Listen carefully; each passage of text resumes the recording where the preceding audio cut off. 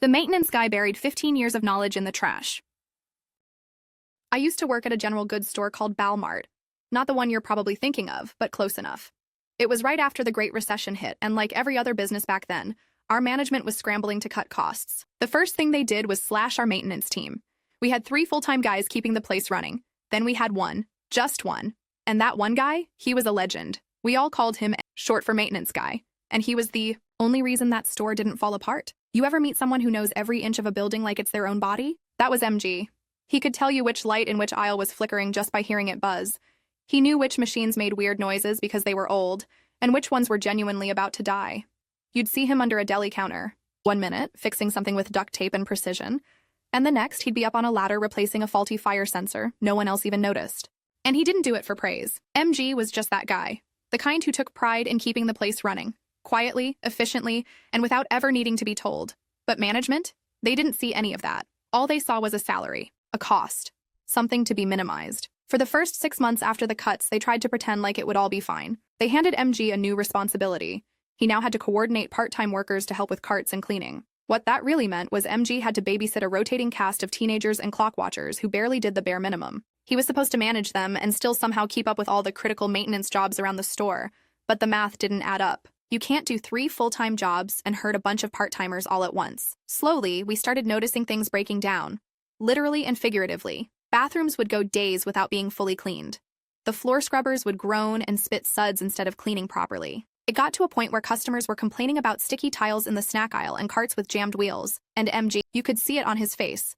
The frustration, the guilt, the exhaustion. He tried to explain to management that he couldn't be everywhere at once, that some of these machines needed regular maintenance, that skipping a single cleaning cycle could lead to a breakdown. But they weren't listening. They just nodded, muttered something about streamlining, and told him to work smarter. At first he tried. He cut corners, skipped low-priority checks, and juggled fires as they flared up. But even that had limits. One night, the motor on a cleaning machine seized up and started smoking. Turns out those machines had to be deep cleaned weekly to avoid gumming up. MG had been doing that like clockwork for years, but now he was too busy coordinating. The repair cost thousands. Still, management brushed it off as a fluke. They didn't connect the dots. Then came the deli incident. I didn't witness it myself. I came in the day after. But everyone was buzzing about it. Apparently, the blade on the deli slicer came loose mid-slice and nearly flew into the face of the woman using it. She was so shaken up she left for the day and didn't come back for almost a week. MG had been the one quietly tightening that bolt every week because it wouldn't hold otherwise. When he told management it needed replacing, they shrugged it off, said it was too expensive. All of this was boiling under the surface. MG never complained publicly, but you could feel it building. The tension, the disrespect, the disregard. He was watching a place he'd spent 15 years keeping together fall apart in slow motion, and he knew exactly why. What management didn't realize, or maybe didn't care about, was that MG had been holding their entire infrastructure together with elbow grease and memory. He knew every workaround, every hidden issue, every disaster waiting to happen. And now, the only guy who could stop those disasters was being pulled in 20 directions. Underpaid, undervalued, and overstressed. And that's when things started to unravel for real. At first, it was little things, nothing major. A machine would act up, or the garbage compactor wouldn't start on the first try. A cooler in the back would buzz louder than usual. Minor stuff. But MG noticed. He always noticed. And he'd make a mental note to fix it, if he had the time.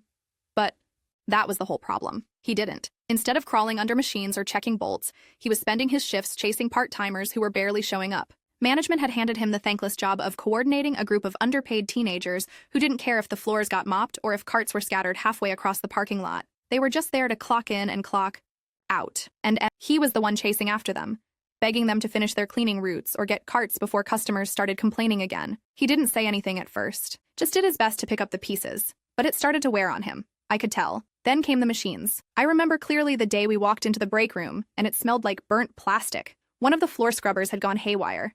Overnight and burned out. The gears had seized up, the rollers gummed into place with residue that had built up over weeks. Turns out, if those machines aren't disassembled and deep cleaned weekly, the buildup causes heat friction and wrecks. The entire motor.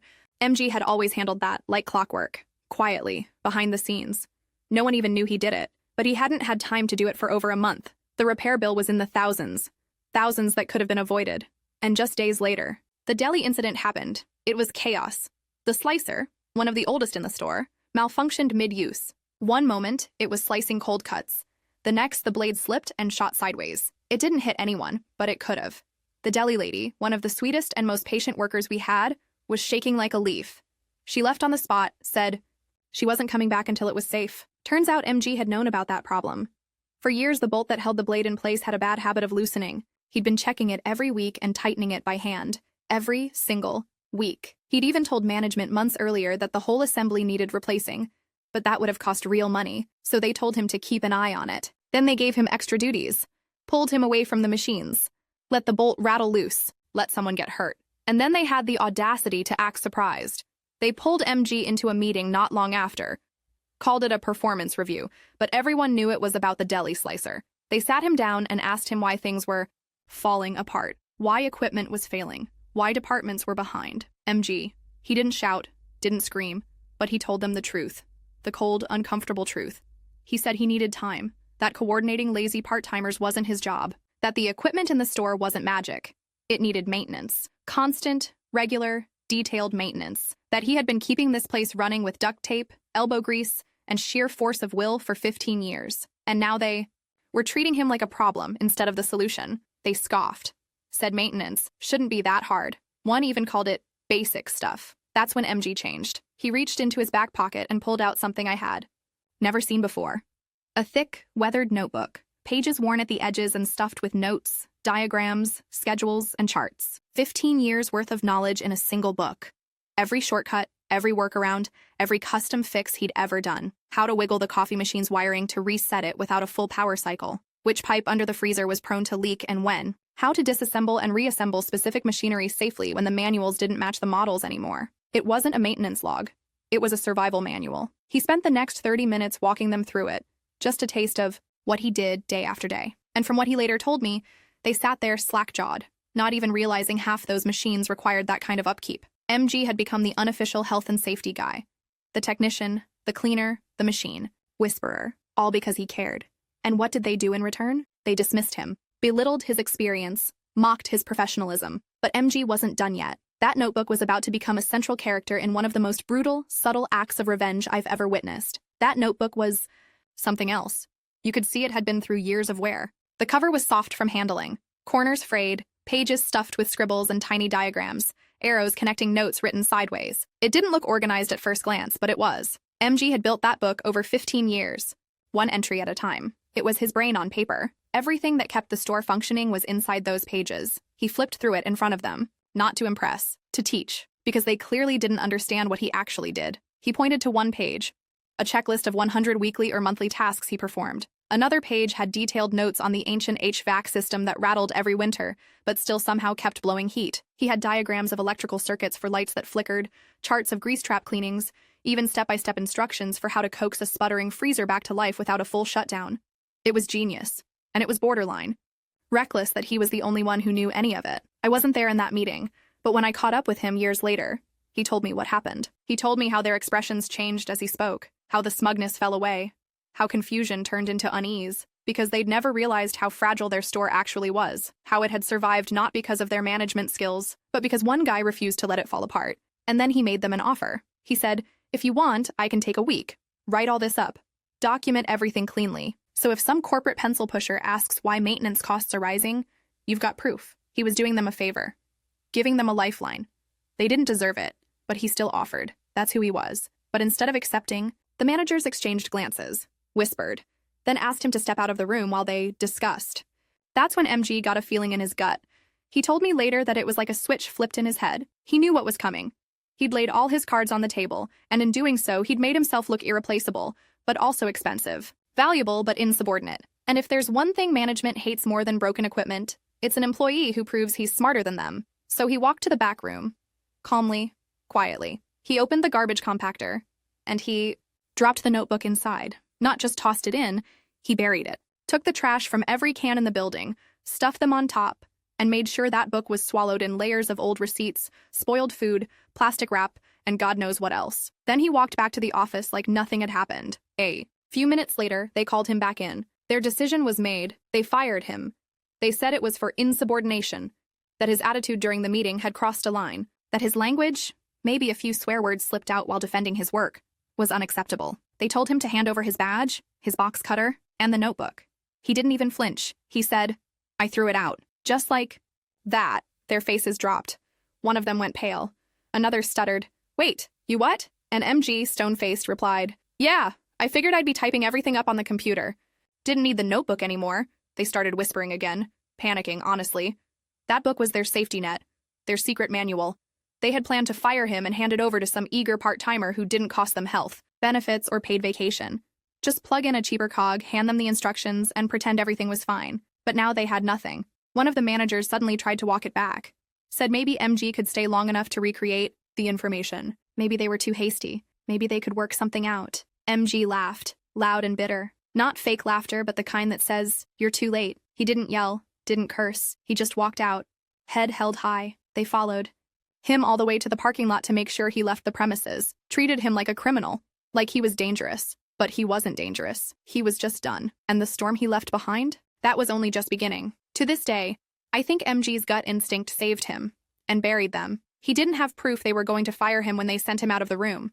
But he knew. You don't work somewhere for 15 years without learning how people behave right before they do something slimy. And the way those managers looked at each other, whispered like school kids caught passing notes, that told him everything. They didn't want to keep him. They wanted to keep what he knew.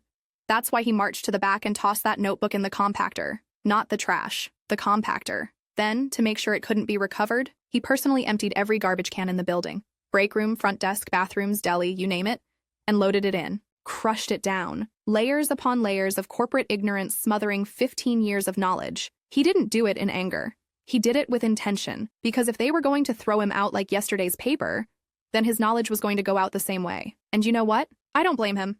That notebook was his personal property. It wasn't company issued, it wasn't part of an official record. It was something he built for himself, to help him remember which machines were due for service, which emergency fixes he'd applied, and which departments he'd quietly bailed out over the years. But to management, it was a shortcut. They thought they could fire the man and keep the mind. And when they realized they couldn't, they panicked. They tried to play it off. Said maybe they were too hasty. Maybe they'd reconsider. Maybe he could come back, just for a week, and write everything down from memory. They even suggested unfiring him temporarily, just long enough to extract the information. Imagine the audacity. First, they insulted his work. Then they fired him. Now they wanted to press undo like it was a typo. But he wasn't having it. He laughed. Not a polite chuckle. A full-on, bitter belly laugh. The kind you hear from someone who's finally done giving a damn. Then he turned around and walked to his car, never looking back. They followed him all the way out. Not to apologize, but to make sure he was really gone. Like he was a threat. Like a man with a mop and a wrench was suddenly dangerous because they realized they couldn't replace him. And that's the thing they never understood. MG wasn't a cog in the machine. He was the machine. He knew how to keep the lights on, the coolers running, and the slicers from turning into flying death blades. And when they chose to ignore that, they didn't just lose a maintenance guy. They lost the only person who actually gave a damn about keeping that place safe. And in doing so, they walked straight into a mess they weren't ready to clean up. The fallout wasn't immediate. It never is. For the first few days after MG walked out, things ran on inertia. Shelves were stocked, the lights stayed on, and no major equipment failed. It gave management just enough breathing room to tell themselves they'd made the right call. That maybe they really didn't need him. That his value had been exaggerated. Then the breakdown started. It was like the store had been held together by invisible threads, and one by one they snapped. First, a cooler in the frozen section went out. Not entirely, just enough to bring the temperature a few degrees above regulation.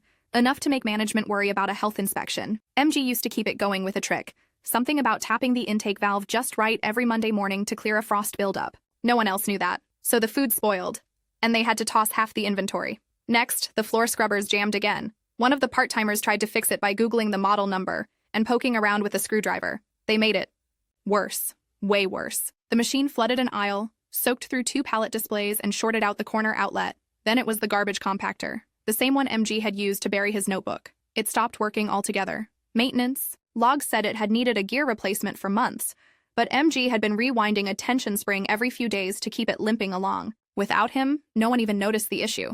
Until trash started piling up in the loading bay. It didn't stop there. The lights over the deli flickered and buzzed. The emergency exit door near the back room jammed and failed a routine safety check. And then someone tried to use a charger that MG had once rewired and taped together, not realizing it had been held together by nothing more than his steady hand and a silent prayer. None of these things were catastrophic by themselves. But, together, it was chaos. The new maintenance hire, a part-timer turned full-time, didn't stand a chance. He was a good guy, sure, But he didn't have the experience, the history, the mental map of hidden problems and weird fixes that MG had built over a decade and a half. No one did. The store had to bring in contractors. They replaced machines that could have lasted another year or two if maintained properly. They spent tens of thousands on sudden repairs, replacements, and professional services that MG used to provide for free, not because it was his job, but because he cared. He'd done things he technically wasn't supposed to. Rewired chargers, calibrated equipment for other departments, even handled safety issues that should have been flagged to corporate. But he did it because he believed in taking care of the place, because he believed someone had to. And what did he get for it? A pink slip. But in the end, MG got something better than severance or recognition. He got revenge. Not the loud, dramatic kind.